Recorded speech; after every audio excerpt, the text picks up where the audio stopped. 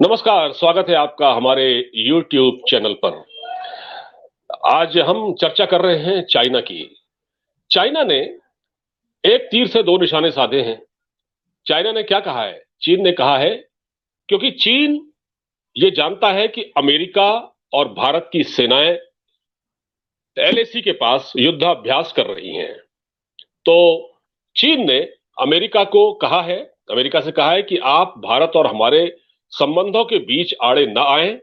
और दूसरा, उसने भारत को भी चेतावनी दी है कि वो जिस तरह से युद्धाभ्यास कर रहा है उस पर उसको ऐतराज है। और साथ ही चाइना में कोविड की क्या स्थिति है इस पर भी हम बात करेंगे। लेकिन पहला सवाल, और इससे पहले मैं आपको बता दूं कि आज लंबे वक्त बाद हमारे साथ जुड़े हैं आपके जाने पहचाने अंतर्राष्ट्रीय मामलों के जानकार डॉक्टर गुलरेज शेख। डॉक्टर साहब, जय हिंद। जय हिंद। डॉक्टर साहब, ये क्या चाहता है चीन? मतलब चीन ने अमेरिका को भी हड़का दिया और भारत को भी चेतावनी दे दी। भाई, हम तो अपनी सीमा के अंदर युद्धाभ्यास कर रहे हैं, इसमें परेशान होने वाली क्या बात है? देखिए, ये वो लोग हैं जो भारत के गले में स्ट्रिंग ऑफ पर्ल्स, जिसको मैं कहता हूँ जहरीले मोतियों की माला पहनाना चाहते हैं। ये वो लोग हैं जिन्होंने 93, 96 के जिन ये हमारे बीच में जो संधियां हुई उनका हवाला देते हैं, लेकिन इन्होंने खुद ने इंटरसेप्ट करने की आवश्यकता है कि आपने गलवान में क्या किया था, उसके पहले आपने क्या किया था, तब वो सब कहाँ चले गए थे। जबकि हमने तो ये बता के किया है, पहले से घोषित करके किया है कि इन इन तारीखों को युद्ध अभ्यास होगा यूनाइटेड स्टेट्स के साथ हमारा। तो और हमने उनको बाकायदा जवाब भी दिया है। यदि आप देखिए तो मिनिस्ट्री ऑफ फॉरेन अफेयर्स ने बड़ा स्पष्ट कहा कि चीन पहले देखे कि उसने किन किन संधियों को तोड़ा है। तो जी। बड़े कहा गया, लेकिन चीन के अंदर एक बौखलाहट नजर आती है स्पष्ट रूप से, क्योंकि उसको लगता है कि ये दो शक्तियां यदि मिल जाती हैं और मिल चुकी हैं तो फिर चीन के लिए सर्वाइवल बड़ा मुश्किल होता है। क्योंकि आप समझिए, देखिए, हर चीज के पहले आपको जियोग्राफी समझनी होगी। चीन का व्यापार और चीन का अधिकांश जो तेल आता है बिना एनर्जी के साहब कुछ नहीं होता। वो कहाँ से जाता है? वो मलक्का स्ट्रेट से पास होता है। यदि हिंदुस्तान की आर्मी, नेवी और यूएस नेवी उसको ब्लॉक कर देती है तो चीन ना अधिकांश व्यापार भी नहीं कर पाएगा, अधिकांश उसको एनर्जी भी नहीं मिल पाएगी। दूसरा, उन्होंने बना मलक्का डिलीमा को हटाने के लिए उन्होंने कोशिश की थी कि पाकिस्तान के साथ मिलकर सीपैक बनाए, लेकिन सीपैक ऑलरेडी जो है वो सही नहीं चल रहा। मैं बोलता हूँ कि सही भी चल जाता है तो उसमें आपको बहुत ज्यादा कुछ करने की जरूरत नहीं है। मैं कहता हूँ half a dozen of bombing उस क्षेत्र में यदि कर दी जाए तो वो इंफ्रास्ट्रक्चर तबाह हो जाएगा। तो फिर ये एनर्जी कहाँ से लाएंगे? और बिना एनर्जी के युद्ध नहीं होता। तो चीन ये सब चीज समझता है। आज भी आप यदि चीन की, ठीक है, नेवी कितनी भी बड़ी हो, लेकिन मैं तो ये मानता हूँ वो आज भी ब्लू वाटर नेवी नहीं है। ज्यादा से ज्यादा चीन की नेवी जो स्ट्रेट डायरेक्शन में भी चल सकती है, उसके फिर जो युद्ध पोत चल सकते हैं, जो उसके जहाज, जंगी जहाज चल सकते हैं, तो 1000 माइल्स चल लेंगे। लेकिन वो भी कब चलेंगे? यदि कोई उनको बॉम्बिंग नहीं करता है तो बहुत स्लोली जाएंगे, वो वहां तक पहुंचेंगे। अन्यथा यदि उसको देखे तो ताइवान से आगे उसकी नेवी की रेंज नहीं है। तो चाइना अपने आप को दिखाता कितनी भी बड़ी शक्ति हो, लेकिन वो तो खुद समझता है ना कि कितनी बड़ी शक्ति है। और जब ये दो शक्तियां, अर्थात हिंदुस्तान हमारा देश और यूनाइटेड स्टेट्स ऑफ अमेरिका, दो शक्तियां मिल जाती हैं तो चीन कहीं खड़ा नहीं होता। फिर दूसरी चीज आप देखिए, in case of a war में आप बोलेंगे कि डॉक्टर गुलरेज शेख आप वॉर मॉन्गरिंग करते हो। मैं नहीं करता हूँ वॉर मॉन्गरिंग। मैं बड़ी तथ्यात्मक बातों को का अवलोकन करने की कोशिश करता हूँ। यदि वॉर होगी, जब भी होगी, बड़ा युद्ध होता है, आज नहीं, 10 साल बाद, 15 साल बाद, 25 साल बाद जब भी होता है, तो जो अलायंसेस होंगे वो बहुत महत्वपूर्ण होंगे।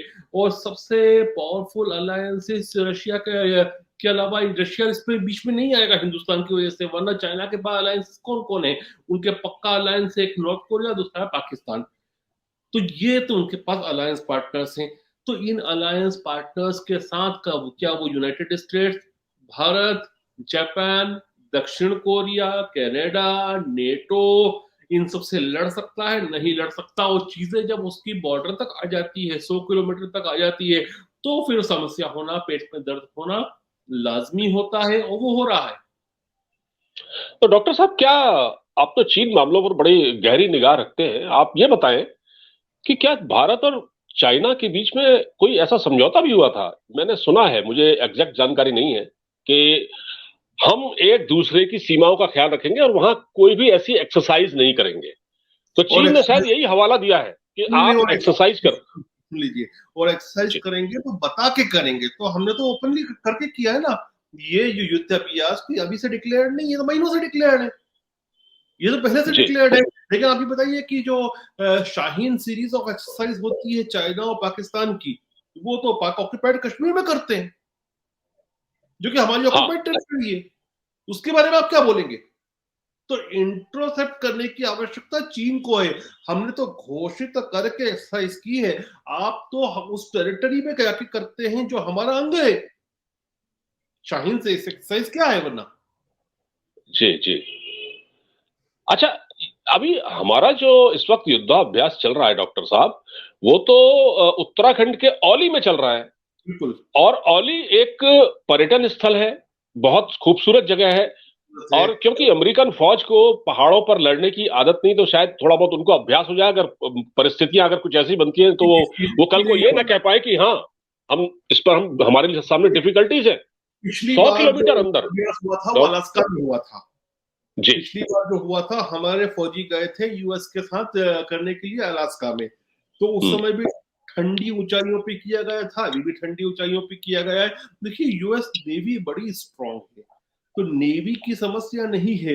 वो चाहते हैं कि माउंटेन वॉर कैसे हो सके, इसमें भारत बड़ा निपुण है, क्योंकि हम तो दुनिया के सबसे ऊंचे ग्लेशियर्स जो हैं उनको गार्ड करते हैं, उन पर लड़ाई करने के लिए अभ्यस्त हैं।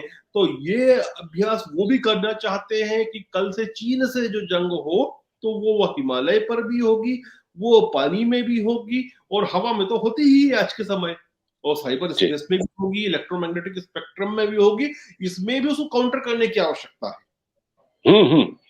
डॉक्टर साहब, 100 किलोमीटर अंदर है औली, जहां पर जो जो चाइना का जो बॉर्डर है LAC से 100 उत्तराखंड में, 100 किलोमीटर किलोमीटर अंदर है, उससे अंदर है, हमारी तरफ है। तो इसमें तो हम अपनी धरती पर अभ्यास कर रहे हैं, उसमें क्या एतराज हो सकता है? मतलब चीन अपने हिसाब से दुनिया को हाकेगा, मतलब अगर चीन कुछ भी प्रोपेगेंडा करेगा तो क्या दुनिया मान लेगी? मतलब ये तो ऐसी बात है कि आज आप औली में जो हमारा 100 किलोमीटर अंदर हमारी जो भूमि है, हम उस पर जमीन है, उस पर हम अभ्यास कर रहे हैं। कल को आप कहेंगे दिल्ली में ना करें ऐसा, परसों कहेंगे आप मुंबई में ऐसा क्यों कर रहे हैं? तो ये क्या है मतलब? ये ये इसको।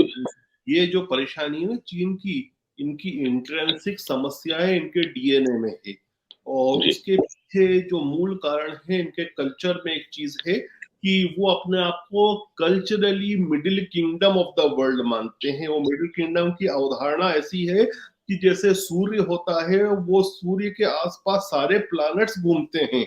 तो कल्चरली चीन जो है वो मध्य राज्य है दुनिया का, और बाकी सब जो है वो उसके सबसर्वेंट रहेंगे, बिल्कुल उसका आगे पीछे घूमेंगे। ये परिकल्पना जो है ना, ये उनको ये जी सब करवाती है। वो अपने आप को इसका अब जैसे जैसे आर्थिक स्थिति और सामरिक स्थिति में इजाफा हुआ, तो वो अपने आप को सोचने लगा है कि हम तो वास्तव में मिडिल किंगडम बन चुके हैं। तो ये मिडिल किंगडम का जो एक भाव है वो उनसे ये सब करने को मजबूर करता है। जैसा 100 किलोमीटर के अंदर है, अभी ऐसी अच्छा, एक मिनट के लिए आप सोचिए, इसका मतलब ये हुआ कि फिर तो पाकिस्तान लाहौर में भी फौज नहीं रख सकता, कराची में भी बिल्कुल, नहीं रख सकता। एकदम बिल्कुल। ऑब्जेक्ट करना चाहिए कि कराची में क्यों है, लाहौर में क्यों है। और यदि ऐसा होने लग गया तो फ्रांस और जर्मनी का क्या करेंगे आप? हम्म। उधर बॉर्डर है, उधर जर्मनी आ गया, पूरा यूरोपियन जी। यूनियन ही खत्म हो जाएगा ऐसे तो। 100 किलोमीटर हम्म। कंट्रीज कवर हो रही है वहां पर। हाँ, तो ये बिल्कुल सही बात है। मैं असल कहता में हूँ सर मैं इसको कहता हूँ कि मिडिल किंगडम सिंड्रोम है ये चाइना अच्छा, मिडिल किंगडम सिंड्रोम, ये का। ये मिडिल किंगडम सिंड्रोम है ये, उससे ग्रसित है ये लोग। हाँ, ये कुछ है। और कुछ बीमारी है, वो सारी बीमारी सीसीपी है, चाइनीज कम्युनिस्ट पार्टी है, तो वो दुनिया तो की है सबसे ही। बड़ी बीमारी है। नहीं, लेकिन दुनिया की लेकिन सब। लेकिन थोड़ा सा मैं आपको ये कहूंगा कि चाइनीज कल्चर में भी ऐतिहासिक रूप से कुछ चीजें रही हैं। जैसे जब इनके राजा, एक राजवंश खत्म होता था और नया आता था, तो राजा जो था ना, वो मरने से पहले दीवारों के ऊपर अपना इतिहास लिखता था झूठ झूठ भी लिखता था उसमें कि कम से कम इतिहास का याद रखेगा। जी उसको मालूम जब मैं मरने वाला हूं तब भी पहले भागता नहीं था, ये काम करता था। तो इन बिल्कुल। लोगों इतिहास लिखना, मिडिल किंगडम मानना, ये एक डीएनए में है चाइनीज के, हम इससे भी इनकार नहीं कर सकते। हाँ, mother of all disease CCP, वो तो मदर ऑफ ऑल डिजीज। एकदम सही कहा। और भारत के विदेश मंत्रालय ने भी चीन के इन इन ऐतराजात का जो है नहीं, सख्त पुरजोर जवाब जवाब दिया है। दिया है। बिल्कुल उसको कहा है कि हम ऐसा बिल्कुल नहीं कर रहे हैं, हम अपनी सीमा में रहकर ही सारा काम कर रहे हैं। बिल्कुल। डॉक्टर साहब, अब चीन जिस तरह से बौखलाया हुआ है, ये तो है कि अब वो चारों तरफ से घिरता दिख रहा है उसको अपना, इधर वियतनाम की ओर से, इधर जापान से, इधर इंडिया, उधर अमेरिका। कुछ ना कुछ परेशानी है, कहीं ना कहीं कोई छटपटाहट है। डॉक्टर साहब, पब्लिक का विरोध भी बड़ा भारी झेलना पड़ रहा है। इतने लोग मर गए चाइना में, और वहां भी कहीं ना कहीं एक जिनपिंग जो है जहनी तौर पर दबाव में है। पूरा जो चाइना की जो गवर्नमेंट है वो पूरा एक तरह से दबाव झेल रही है। और मतलब जो लॉकडाउन लगाया गया है, जिस तरह से मैंने एक वाकया सुना था, एक ट्रेन जा रही थी, बुलेट ट्रेन। उस बुलेट ट्रेन में कोई एक संक्रमित व्यक्ति घुस गया। जब वो पता लगा कि वो संक्रमित है, तो पूरी ट्रेन को खाली करा लिया गया। और उस पूरी ट्रेन को खाली करा के सारे जो बेचारे मुसाफिर थे उनको लॉकडाउन, उनको मतलब उसमें क्वारंटीन कर दिया गया। ये तो हालत है चाइना की। अब क्या वर्तमान में स्थिति है चाइना की? देखिए, बड़ी बुरी स्थिति है। पहली बात तो मैं आऊंगा इस पर कि चीन क्यों इतना ज्यादा डर रहा है कोविड से। आप ये समझिए इस चीज को। दुनिया कोविड से निकल गई, वर्ल्ड कप चल रहा है, और ये वर्ल्ड कप ही है जिसकी वजह से इतने प्रोटेस्ट चाइना में शुरू हो गए। जब लोग मोबाइल पर अपने टेलीविजन पर देख रहे हैं कि कतर में तो सब लोग मजे कर रहे हैं, बिना मास्क के एंजॉय कर रहे हैं, तो क्या कतर कोई दूसरे प्लेनेट पे है और चाइना किसी दूसरे प्लेनेट पर है? ऐसा तो है नहीं कुछ।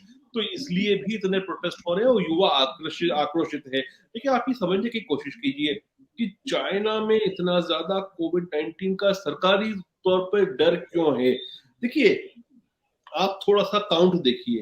आप संडे का, पिछले संडे का काउंट देखेंगे तो चाइना में दुनिया का सबसे ज्यादा केसेस निकले, वो निकले थे लगभग 40,000 बनाम हिंदुस्तान में निकले 140 जी।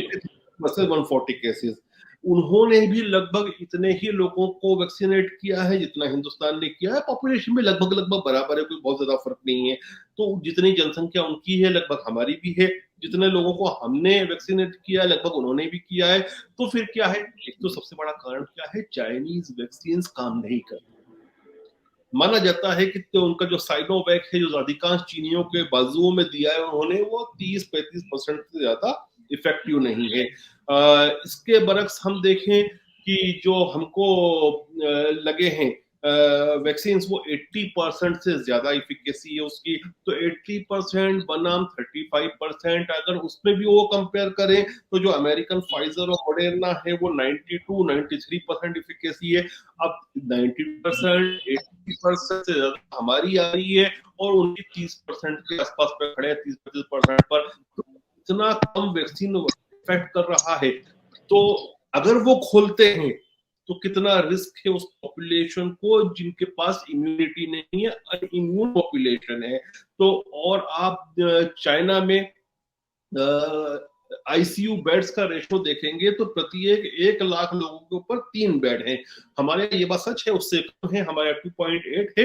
लेकिन हमने फिर बहुत सारी प्रिपरेशन भी की थी। हमने आईसीयू बेड्स ट्रेन में भी बनाए थे, हमने घरों में भी बनाए थे, हमने टेंट लगा के बनाए, सब कुछ किया था।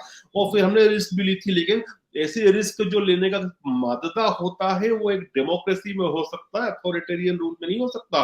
क्योंकि आप सोचिए कि चाइना को एकदम से पूरा खोल देते हैं, एक बिल्कुल सारे रिस्ट्रिक्शन आप उन्होंने कम करना शुरू किए हैं, लेकिन यदि पूरे चाइना को एक साथ खोल दे तो हो सकता है कि अगले 6 महीने तक 20 लाख से लेकर 50 लाख चीनी हर महीने मारे जाएं, क्योंकि वैक्सीन लगे नहीं है, जिनको लगे हैं वो काम नहीं करते हैं। तो ऐसी स्थिति में क्या करेंगे? शी जिनपिंग के पास तरीका ये है कि सबको रोक के रखो घरों में।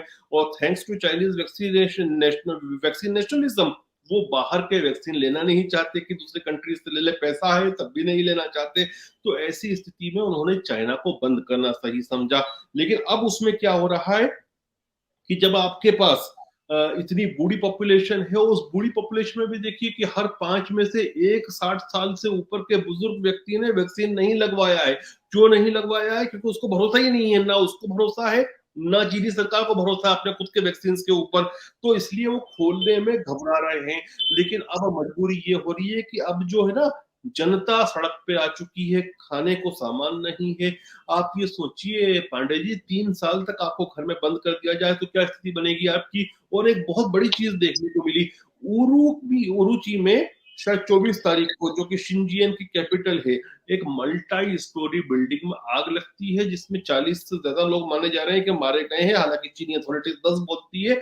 उसके बाद जो उरुकी स्ट्रीट है वहां पर, शंघाई में, बीजिंग में, वहां पर भी प्रोटेस्ट शुरू होने लगे। मतलब अब जिन उगिर मुसलमानों को के ऊपर इतना प्रताड़ित किया जा रहा था, जो नस्ल से भी अलग है, उनके साथ चीनी लोग भी खड़े हो गए। तो एक आपको दिख रहा है कि पैन चाइना मूवमेंट शुरू हो गया है, और ये जी यूथ का जी मूवमेंट हुआ है। अब कोई भी सरकार कितनी भी अथॉरिटेरियन क्यों नहीं हो, जब पूरा देश उसके खिलाफ खड़ा हो जाता है, तो आप व्यक्ति को गोली मार सकते हो, आप आते हुए तूफान पे गोलियां भी बरसा दोगे, गोले भी बरसा दोगे, तो तूफान नहीं रुकता। ये तूफान आ रहा था, और अब तूफान के सामने सरेंडर करना पड़ा शी जिनपिंग को। ये बात मैं क्यों कह रहा हूं, आज 2 मैंने ट्वीट देखे, और उन दोनों का सार यही निकलता है। ये महोदय हैं हु जीजिन जो थे, कुछ समय पहले तक ग्लोबल टाइम्स के नेशनल एडिटर थे। तो मतलब ये चाइनीज सरकार के प्रतिनिधि हैं, चीनी कम्युनिस्ट पार्टी के पदाधिकारी, एक तरह से यही कह सकते हैं, मुंह है चीनी कम्युनिस्ट पार्टी का। ये महोदय ट्वीट करते हैं आज सुबह, कल कल उन्होंने ट्वीट किया कि अब गंजाओ, जो कि बहुत बड़ा शहर है गंजाओ, शायद furniture capital of the world माना जाता है जिसको, has announced lifting of all lockdowns. Beijing has been gradually lifting lockdowns over the past few days. मतलब झुकना पड़ा है, लॉकडाउन हटाना शुरू किया है। फिर अभी कुछ घंटे, 3-4 घंटे पहले इन्होंने एक और ट्वीट किया, ये लिखते हैं, I am mentally prepared to be infected with COVID-19 within a month. महीने अच्छा भर मुझे कोविड होगा। Young people's colorful youth and for people of all walks of life not to suffer pay cuts, ताकि लोगों की, youth की जो जिंदगी है वो रंगीन चलती रहे, मजेदार चलती रहे, लोगों की पैसे में कमी नहीं आए। आई एम 62.5 year old, मैं 62 साल का व्यक्ति हूँ, and I am willing to bear the risk of 0.025% severity rate. मतलब मैं उनके लिए अपना आप को रिस्क में डालने को तैयार हूं, ये कह रहा है चीनी कम्युनिस्ट पार्टी का आदमी। तो अब आप समझिए, झुकना पड़ा शी जिनपिंग जैसे आदमी को इन प्रोटेस्ट के सामने, और इसमें सोशल मीडिया का बड़ा इंपॉर्टेंट रोल था। चाहे ट्विटर बैंड है, चाहे व्हाट्सएप बैंड है, लेकिन वाइवो के ऊपर चल रहे थे प्रोटेस्ट। लोगों ने बड़े अच्छे प्रोटेस्ट के तरीके निकाले कि जब आप कुछ नहीं कर सकते, तो प्लेन पेपर लेना शुरू कर दिया, कुछ भी नहीं लिखा है लेकिन सब कुछ लिखा है। याद कीजिए इमरजेंसी के समय हिंदुस्तान के बड़े अखबारों में एडिटोरियल ब्लैक कलर का निकलता था, मतलब कुछ भी लिखा है, क्या कार्रवाई करेंगे आप। जी जी जी लोग जब ऐसी तानाशाही होती है तो रास्ते निकालते हैं, उसके सामने ऐसी तानाशाहियों को झुकना पड़ता है। और अब ये महोदय झुक रहे हैं, शी जिनपिंग, चीन के युवाओं ने झुका दिया। अब देखना ये है कि ये चीजें कहां तक जाएंगी। अब क्या युवाओं को, इसको कहते हैं ना, शेर के मुंह खून लग जाएगा, कि अब हम इस तरह से इस शासन को भी झुका सकते हैं। हो सकता है ये भी हो। बिल्कुल सही कहा डॉक्टर साहब। 89 में जब तियानमेन चौक में जो वाकया हुआ था, जब टैंक चढ़ा दिए गए थे स्टूडेंट्स पर, जबकि वो डेमोक्रेटिक मूवमेंट था, और ये तो खैर लॉकडाउन के खिलाफ लोग सड़कों पर उतरे हैं, उस समय सोशल मीडिया नहीं था। सर फर्क है, सर फर्क है इसमें, सर फर्क है इसमें भी पॉलिटिकल है। वो कोई भी प्रोटेस्ट जो सोशल होता है वो कब पॉलिटिकल हो जाए आप नहीं समझ सकते उस चीज को। आपने याद होगा आपको, ट्यूनीशिया में एक सब्जी वाले ने, फल बेचने वाले को, एक महिला पुलिस कर्मी ने झापड़ मार दिया था। उसने अपने आप के ऊपर तेल डालकर आग लगा ली, और उससे पूरा ट्यूनीशिया खड़ा हो गया। और जो डिक्टेटर वहां बैठा था 30-40 साल से, उसको अपदस्थ कर दिया। ऐसे ही इजिप्ट में होता है तहरीर स्क्वायर, और तहरीर स्क्वायर की वजह से क्या हुआ, हुस्नी मुबारक जैसा आदमी को आउट कर दिया गया। तो एक छोटी सी सोशल चीज जो होती है, इकोनॉमिक चीज जो होती है, कब वो पॉलिटिकल बन जाए कोई नहीं जानता। यहां तक कि आप फ्रेंच रिवॉल्यूशन को देखिए, जब फ्रेंच रिवॉल्यूशन हुई थी भाई साहब, तो उस समय ब्रेड की किल्लत थी, और मारिया एंटोनिया जो लुई द 16 की बीवी थी, उसने क्या कहा था कि ब्रेड नहीं है लोगों के पास तो उनको बोलो केक खा ले। लोग जब सड़कों पे आए थे तो उसने पूरी की पूरी राजशाही को खत्म कर दिया। लुई द 16 तो उसकी बीवी को मार दिया गया और फ्रेंच रिपब्लिक बन गई। उसके डेमोक्रेटिक और ब्रदरहुड वाले और फ्रीडम ऑफ स्पीच के सिद्धांत आ गए। तो कब सोशल जो आंदोलन होता है, आर्थिक आंदोलन होता है, कब वो पॉलिटिकल बन जाए कोई नहीं जानता इस चीज को। लेकिन ताइवान स्क्वायर में इसमें फर्क ये है कि ताइवान स्क्वायर जो था वो बीजिंग तक सीमित था, नंबर एक। नंबर दो, वो एक ऐसी जगह पर था कि एक क्षेत्र विशेष में था, चौक में, जहां पर टैंक जा सकते थे। अब इसको आप उठा के देखिए तो वो नॉर्थ में भी है, शिनजियांग में भी है, बीजिंग में भी है, शंघाई में भी है। कहां कहां आप लोगों को मारोगे? बिल्कुल सही बात कही आपने। और डॉक्टर साहब, ये इतना पावरफुल नहीं है, लेकिन ये इसकी वाइड स्प्रेड है बिकॉज ऑफ सोशल मीडिया। जी डॉक्टर साहब सही कह रहे हैं। सोशल अभी मीडिया से चीन लोग की इसको यूज कर रहे हैं। बिल्कुल सोशल मीडिया का जमाना है। और अब पहले 89 की बात अलग थी, अब तो सब चीजें इन बाहर आ लोगों ने रही हैं धीरे धीरे। चाहकर भी फायरवॉल से सब कुछ नहीं लोग सेंसर कर सकते। लोग वीपीएन यूज करते हैं, दूसरे रास्ते निकाल लेते हैं। डॉक्टर साहब, इस बीच चीन की अर्थव्यवस्था भी बहुत बुरी तरह लड़खड़ा रही है। और मैं एक रिपोर्ट पढ़ रहा था जिसमें ये पता लगा है कि चीन के जो फॉरेन से जो रेमिटेंसेस आते हैं, जो भारत, जो विदेश में उनके जो लोग काम करते हैं, जो पैसा भेजते हैं, वो भी बहुत का 50% की गिरावट आ गई है। और इंडिया के जो रेमिटेंसेस है, वो जो पैसा आता है वो 100 अरब तक बढ़ गया है। नहीं, 100 बिलियन, 100 बिलियन। तरह के जब भी लॉकडाउन होते होंगे, आप पूरी सप्लाई चेन्स को खराब करेंगे। आप लोगों को फॉक्सकॉन की फैक्ट्री में देखा आपने कि एप्पल की फैक्ट्री में क्या हुआ, वर्कर्स निकल गए फैक्ट्री तोड़ तोड़ के। तो जब इस तरह से आप अमानवीय रूप के लॉकडाउन करोगे तो ये होना ही है। जहां तक हिंदुस्तान की बात है, हिंदुस्तान के लोग अब ब्लू कॉलर से व्हाइट कॉलर की तरफ जा रहे हैं। और जब व्हाइट कॉलर की तरफ आप जाते हो ब्लू कॉलर से बढ़कर, तो आपकी फिर आर्थिक दशा सुधरती है, इसलिए रेमिटेंस भी बढ़ रहे हैं। लेकिन जी चीन लॉकडाउन ने चीन की इकोनॉमी को बहुत बुरी तरह से क्षतिग्रस्त किया है। और जब इकोनॉमियां खराब होती है, जब अनएम्प्लॉयमेंट रेट बढ़ता है, तो वो एक फर्टाइल ग्राउंड तैयार करता है कि सत्ता को बदल दिया जाए।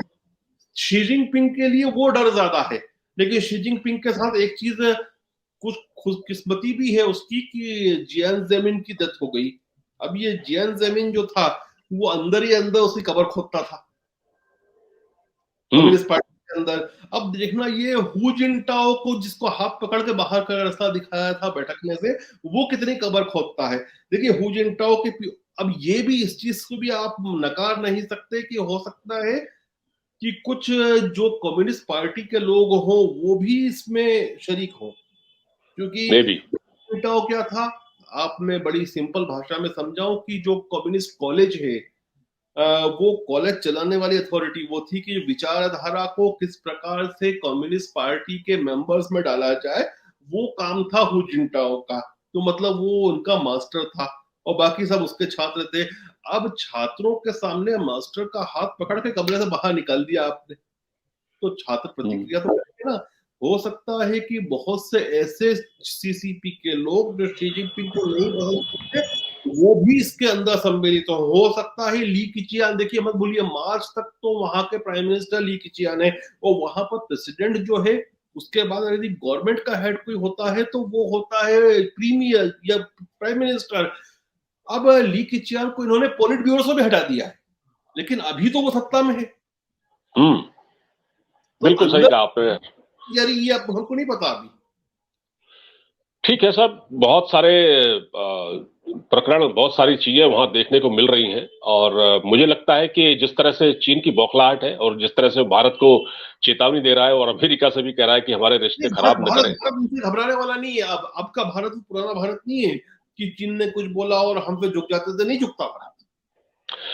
इसका अंदाजा है, चाइना को इसका अंदाजा है। और उसको बहुत कुछ गलवान घाटी में जो हुआ, वो चुका उससे है। भी बिल्कुल, वो उसको, वो भले ही वो स्वीकार न करें, भले ही वो आंकड़े छिपाएं, लेकिन उनको पता लग चुका है कि भारत अब 1962 का भारत नहीं है, नेहरू के युग वाला भारत नहीं है। अब भारत बहुत तब्दील हो चुका है, गंगा और जमुना में बहुत सारा पानी बह चुका है। और दुनिया में ये जो मोदी का इस वक्त, इंडिया। जी जी, ये मोदी का इंडिया है। बिल्कुल डॉक्टर साहब, आप हमसे जुड़े, बहुत बहुत धन्यवाद आपका डॉक्टर साहब इस उम्दा एनालिसिस के लिए। एक बार फिर आपको तकलीफ देंगे अगर मौका लगा तो। फिलहाल आप मसरूफ हैं अपने कामों में, और आपकी जो आप बहुत बिजी रहते हैं, आज आपने वक्त निकाला। आपका बहुत बहुत धन्यवाद डॉक्टर साहब। जय हिंद।